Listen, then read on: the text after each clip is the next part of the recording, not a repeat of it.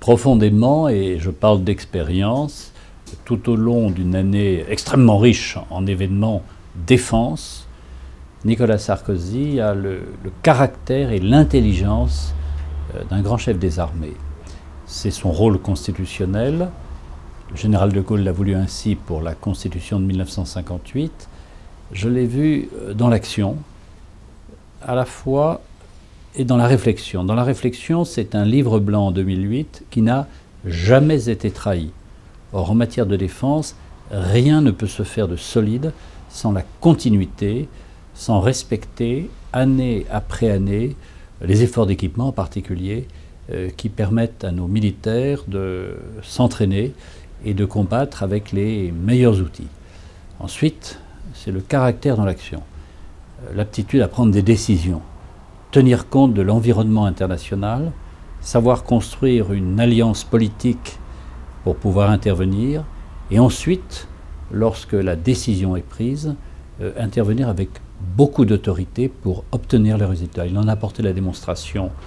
lorsqu'il a fallu installer le président Ouattara à Abidjan,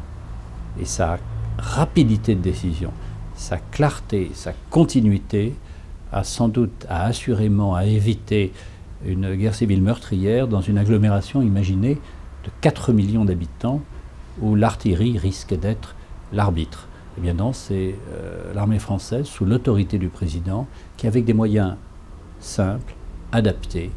a permis au président Ouattara de prendre la responsabilité. En Libye, c'est l'honneur des Européens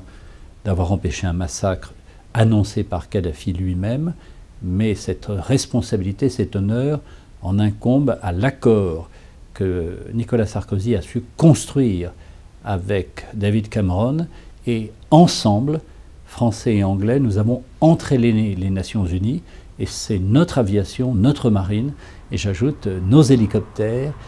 qui ont permis au peuple libyen de se libérer par eux-mêmes,